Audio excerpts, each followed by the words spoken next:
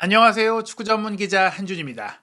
이변 없이 진행되어 왔던 2023 카타르 아시안컵에서 첫 번째 이변이 발생했습니다. 아시안컵 최다 우승국이자 유럽파 최다 보유팀 유럽 언론에서 우승 1순위로 주목했던 일본이 이라크와 D조 2차전에서 1대2로 패배했는데요.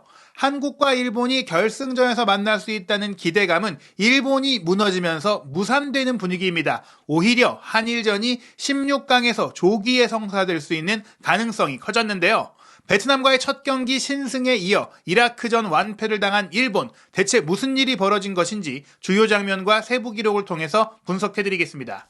일본이 이라크에 1대2로 패배했습니다. 이라크가 신태용 감독의 인도네시아를 상대로 첫 경기에서 승리한 것에 이어 일본전까지 2연승을 달리며 D조에서 가장 먼저 16강 진출을 확정했는데요. 아시안컵 같은 경우에는 승점이 같을 경우 승자승 원칙을 적용하기 때문에 이라크가 마지막 경기에서 패배한다고 하더라도 일본이 마지막 경기를 이기고 2승 1패로 이라크와 일본의 승점과 전적이 같아진다고 하더라도 이라크의 1위가 결정되기 때문에 일본은 1위가 불가능한 상황, 2위로만 16강에 올라갈 수 있는 상황입니다. 그러한 가운데 오히려 일본이 신태용 감독의 인도네시아와 치를 마지막 경기에서 승리를 꼭 할 수 있겠느냐, 이에 대한 장담도 어려운 상황이거든요. 즉 일본이 2위를 차지해서 16강에 올라간 이후 2조 1위가 유력한 한국과 만날 가능성도 있겠지만 D조 3위가 돼서 16강에 오르면 안 만날 수도 있는 그런 상황도 현실이 될 수 있을 정도로 지금 아시안컵에서 일본은 졸전을 이어가고 있습니다. 이라크와의 경기에서 일본이 점유율에서 72.2%로 크게 앞섰고 슈팅 숫자도 15개로 8개의 이라크보다 많았지만 유효 슈팅은 2개에 불과했습니다. 즉 극악한 결정력, 결국에는 또 한 번 일본 축구의 전형적인 문제가 드러났다고 할 수 있겠는데요. 어떻게 보면 일본 축구가 스시타카라고 불렸던 현란한 패스 플레이를 펼치면서도 완력이 부족했고 힘이 부족했고 수비력도 부족했고 결정력도 부족했던 그런 모습들을 최근 몇 년 사이 모리아스 감독과 함께 조금은 단단한 역습에 이은 신속한 속공, 그리고 상대의 뒤통수를 때리는 약간 실리적인 축구를 시도하면서 월드컵 무대에서는 좋은 성과를 냈고, 또 최근에 A매치 연승을 달려오는 과정 속에서도 좋은 팀들, 공격적인 팀들을 상대로 좋은 성과를 냈지만 결국에는 내려앉은 팀을 요리하는 데 있어서는 또 하나의 큰 숙제를 확인했다라고 볼 수 있겠고요. 아시안컵 무대에서는 지금 일본의 변화와 지금 일본의 시도가 먹히지 않는 것들이 드러나고 있다라고 볼 수 있겠습니다. 일본 입장에서는 2개의 악몽이 재현됐다고 볼 수 있겠는데요. 우선 1994 미국 월드컵, 아직 일본이 첫 월드컵 본선에 나가지 못했을 때 그 예선전 당시 아시아 예선에서 굉장히 잘 나가고 있다가 마지막 이라크와 카타르 도하에서 열렸던 경기에서 후반 추가 시간에 동점골을 이라크에게 내주면서 탈락했고 한국이 본선에 진출하게 됐던 도하에 일본 입장에서는 비극, 한국 입장에서는 기적이 벌어졌었는데요. 그때 그 일이 또 벌어진 것 같은 느낌이에요. 이번 아시안컵 경기도 카타르에서 열렸고 또 상대가 이라크였는데요.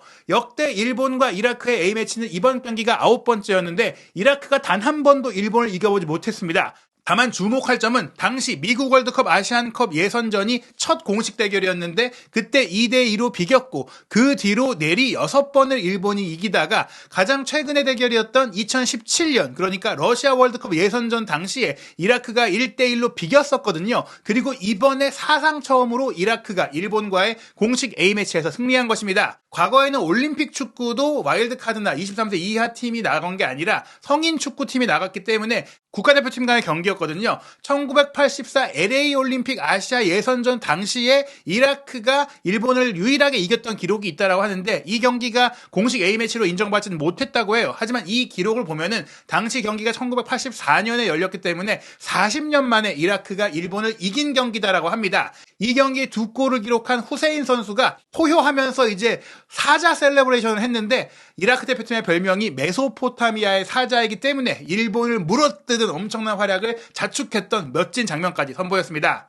이날 경기 세부 기록 조금 더 살펴보면요. 앞서 말씀드린 대로 점유율에 있어서는 일본이 72%를 기록했고 슈팅 숫자도 15대 8이었지만 유효 슈팅이 굉장히 부족했다. 일본이 시도한 15개의 슈팅 중에 9개는 골대를 빗나갔고 4개는 상대 수비의 6탄 방어에 막혔는데 이라크 수비수들이 몸을 던지기도 했지만 사실 슈팅 자체가 날카롭지 못했습니다. 또 하나 주목할 기록이 일본이 무려 13개나 코너킥 기회를 얻었음에도 이라크의 문전을 제대로 공략하지 못했어요. 물론 결국 후반 추가 추가 시간에 이 코너킥을 통해서 한 골을 만회하면서 경기 마지막 순간 추가 시간 끝나기 직전까지 무승부를 걸을 수 있는 기회를 살리기는 했지만 결국 문제는 결정력이었다고 볼 수 있겠습니다. 이라크는 두 번의 빅찬스를 맞이했는데 이 두 개의 빅찬스를 모두 골로 연결하면서 두 골을 기록했는데요. 반면에 일본 같은 경우에는 두 번의 빅찬스 중에 하나를 놓치기도 했고 또 박스 안에서의 슈팅이 무려 11번이었는데 전혀 날카롭지 못했다. 이라크 골키퍼의 선방이 한 번밖에 나오지 않았을 정도로 골키퍼가 할 일이 별로 없을 정도로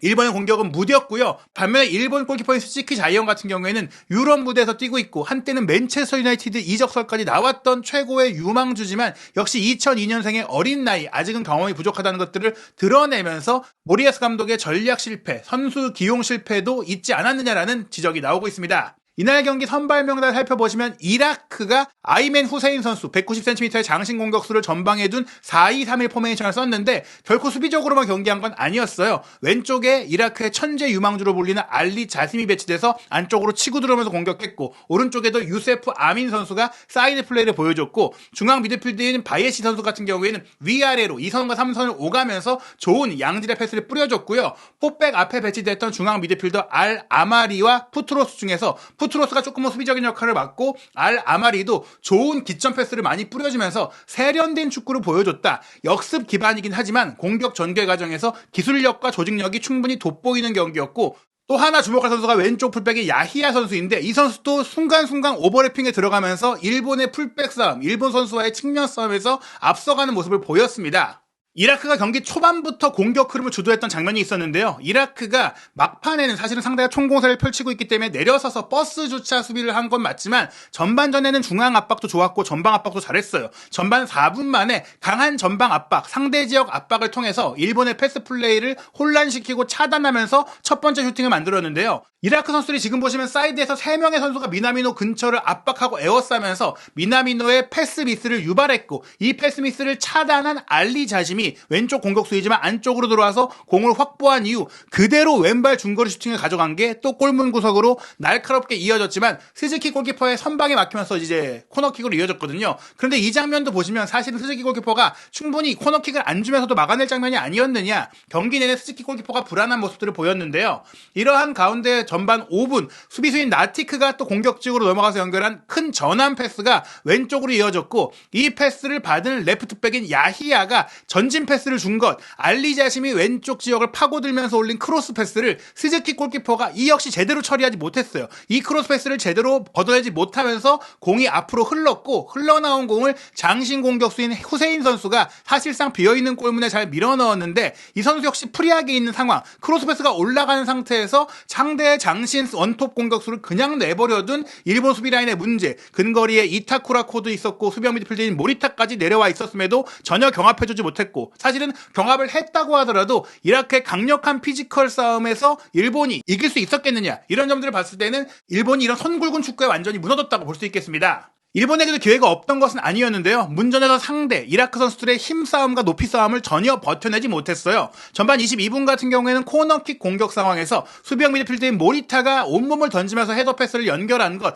엔도 선수에게 공이 흐르면서 순간적으로 프리 찬스가 오긴 했는데 엔도의 시저스킥 기회가 사실은 이 굉장히 허무한 기술적인 부족한 모습들을 보이면서 몸의 균형도 무너지면서 허무하게 빗나가는 상황이 있었고요. 대체적으로 일본의 공격이 아쉬웠던 부분들이 꽤 많이 있었는데 전반 26분에는 일본이 자랑하는 오른쪽 윙어 프랑스 리그에서 활약하고 있는 이토 준야가 단독 돌파로 측면을 무너뜨린 이후 올린 크로스 패스를 아사노 선수가 달려들면서 헤더 슈팅을 하려고 했지만 골키퍼에게 차단됐습니다. 이날 경기는 1차전 베트남전과의 좀 변화가 있었다면은 독일 분데스리가에서 활약하고 있는 아사노 타쿠마 선수가 최전방 공격수로 뛰었고 스페인 라리가에서 활약하고 있는 쿠보 선수가 공격형 미드필드로 뛰었는데 아사노 선수가 완전히 침묵했어요. 무디었고 높이도 밀리고 슈팅 타이밍도 안 좋고 위치 선정도 안 좋았습니다. 쿠보 선수만 그나마 분주히 움직이면서 이 선에서 뭔가를 만들어내려고 했지만 동료들과의 연계도 좋지 않았고 이토준야도 따로 놀고 왼쪽 공격수로 또 미나미노도 따로 놀면서 특히 상대의 압박에 전혀 패스 연결이 되지 않으면서 단순한 플레이가 이어졌고 또 시야도 확보되지 못하면서 선수들이 꽤나 긴장한 모습들이 선수들이 많이 나왔거든요.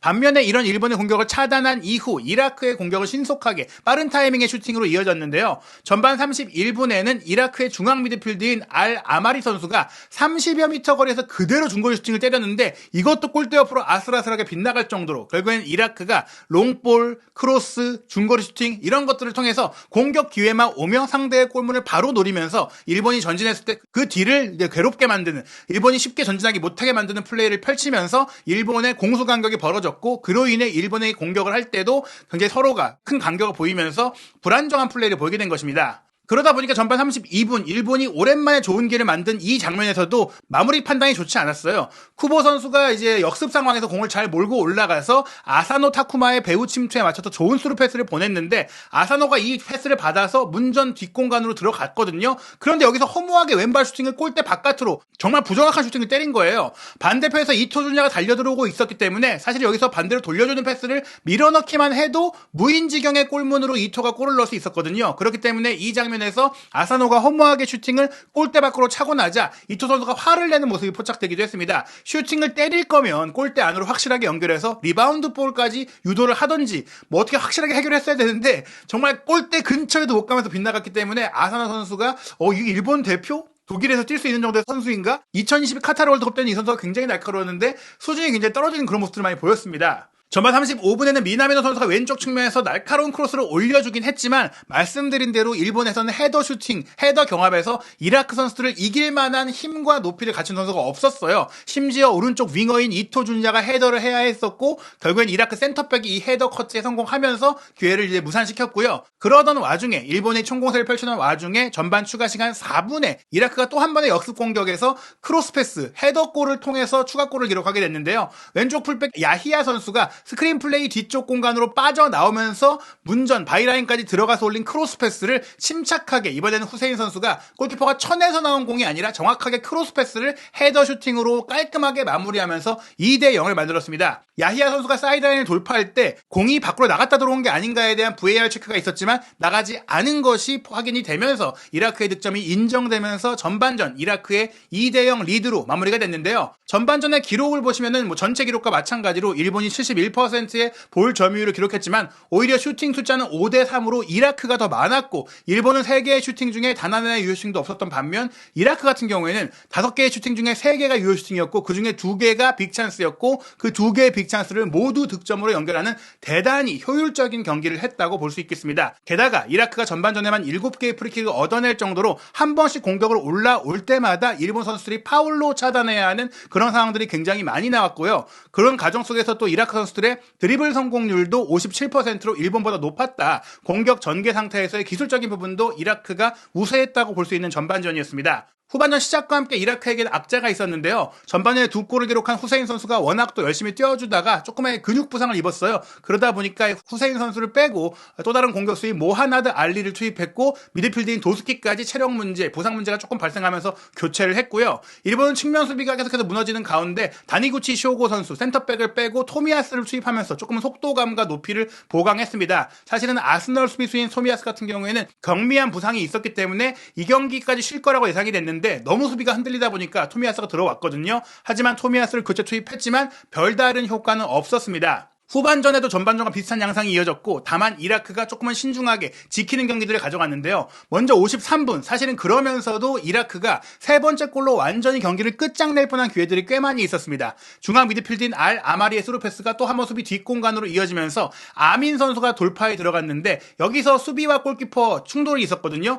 스즈키 골키퍼와 아민의 충돌 상황에서 어떻게 보면 페널티킥이 나올 수도 있지 않나 싶었는데 정상적인 경합으로 보면서 이 장면은 넘어갔습니다. 그리고 57분에는 이토준야가 문전 왼쪽을 파고들며 올린 컵백을 아사노가 마무리하기 위해 달려 들어갔을 때 이라크 수비수인 술라카가 차단하는 과정 속에 아사노가 넘어졌고 주심의 페널티킥을 선언했거든요. 하지만 이 장면을 봤을 때는 다리를 건 게 아니라 공만 딱 건드렸고, 오히려 아사노가 다이빙을 한 것처럼 보였기 때문에 VAR 신호가 들어왔고 온필드 리뷰까지 진행하는 가운데 이 페널티킥 판정이 취소되면서 일본이 페널티킥을 얻지 못하는 상황이 됐죠. 이러한 가운데 양팀 모두 선수 교체를 계속해서 진행했습니다. 61분에 이라크는 미드필더 푸트로스를 빼고 라시드를 투입하면서 역시나 지키기 위한 수비의 강화 교체를 했고요. 일본은 공격이 계속 안 풀렸기 때문에 부진했던 아사노와 쿠보를 빼고 우에다와 도안 리치를 투입했습니다. 그나마 도안 리치가 들어온 이후에는 일본이 몇 차례 날카로운 슈팅을 보여줬지만 그마저도 역부족이었는데요. 63분에 미나미노 선수의 백힐 패스를 받은 중앙 미드필더 모리타가 문전 우측까지 들어가서 컷백을 내준 것, 도안 리치가 왼발 슈팅을 가져가 봤지만 이라크 수비수 4명이 항상 골대 앞을 지키고 있었기 때문에 골대 안으로 공이 날아가기가 어려운 상황들이 이어졌습니다. 이러한 가운데 66분 이라크는 아민을 빼고 알리 아드난을 투입하면서 역시나 공격력이 있는 선수, 체력이 있는 선수를 투입했는데요. 66분 도안 리치의 왼발 직접 프리킥 슈팅도 골대를 넘긴 가운데 67분 이라크가 역습 기회에서 추가골을 넣을 수 있는 또 하나의 멋진 장면을 만들었습니다. 센터백인 술라카가 일본의 수비라인 뒷공간으로 한 번에 넘겨준 패스를 교체에 들어왔던 모하나드 알리 선수가 헤더로 키핑한 이후 그대로 오른발 발리 슈팅을 연결했는데 이게 골대 옆으로 아슬아슬하게 빗나갔어요. 이 골이 들어갔더라면 더 이상 일본의 추격 의지가 살아나기 어려운 상황이었습니다. 그런 가운데 일본은 계속해서 공격 자원을 투입했는데요. 73분에 수비형 미드필더인 모리타를 빼고 공격 능력을 갖춘 셀틱 미드필더 하타테 레오가 들어왔고요. 오른쪽 윙어 이토 준야를 빼고 스트라이커로서 뛸 수 있고 측면까지 커버할 수 있는 또 다른 셀틱 공격수 마에다 다이젠이 들어왔습니다. 이에 맞춰서 이라크는 수비를 강화했는데요. 77분에 측면 공격수인 알리 자심을 빼고 193cm의 장신 수비수 자이드 타신을 투입하면서 사실상 4명의 센터백을 배치하고 식스백 수비를 펼치면서 문전을 완전히 에워쌌습니다. 이러한 가운데 82분 일본도 직접적인 공격을 계속해서 시도했고 직선적인 플레이를 펼쳤는데요. 이토 히로키가 공격에 가담해서 연결한 크로스 패스를 도안 리치가 헤더로 가져가 봤지만 역시 이라크와의 높이 싸움에서 공중볼 싸움에서는 이길 수가 없었고 82분에는 미나미노가 오른쪽을 파고들어 올린 크로스 패스를 마에다 선수가 사실상 이제 이라크 선수들도 조금 지치면서 완전히 프리하게 내버려뒀는데 마에다의 헤더 슈팅이 허무하게 옆으로 빗나가는 말도 안 되는 최악의 결정력을 보이면서 기회를 놓쳤습니다. 그나마 후반 추가 시간 3분에 하타테 레오의 코너킥을 리버풀에서 뛰고 있는 엔도 선수가 헤더 슈팅을 연결하면서 한 골을 만회했던 일본인데요. 추가 시간이 8분이나 주어졌기 때문에 이 순간까지도 일본이 동점 가능성을 노리고 총공세를 펼쳤고 후반 추가 시간 5분에 또 한 번의 코너킥 공격이 있었지만 흘러나온 공을 도안 리치가 슈팅한 것도 이라크의 6탄 수비에 막히면서 결국에 일본은 결과를 바꾸지 못했습니다. 대한민국이 2조 1위를 차지할 것이 유력한 가운데 일본이 아무리 부진하다고 하더라도 인도네시아의 마지막 경기까지 패배할 가능성이 크지 않다라고 전망되기 때문에 일본이 D조의 2위를 차지하고 한국이 2조의 1위를 차지하면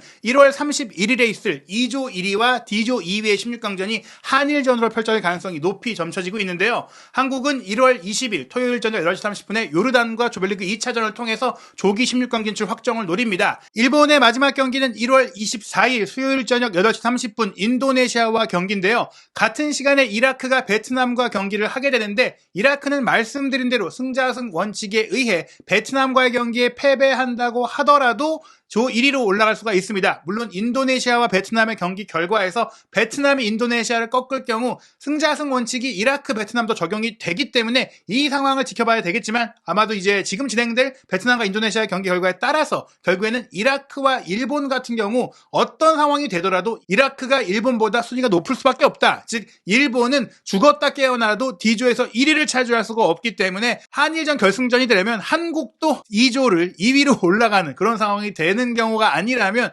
성사되기 어려운데요. 과연 아시안컵의 마지막 경기 일본이 16강에 어떻게 올라가게 될지 혹은 조별리그 탈락이라는 충격을 겪게 될지 또 한국은 요르단, 말레이시아와의 경기를 통해서 어떤 결과를 얻게 될지 역대급 흥미진진한 아시안컵의 모든 소식 한준TV에서 확인하시기 바랍니다.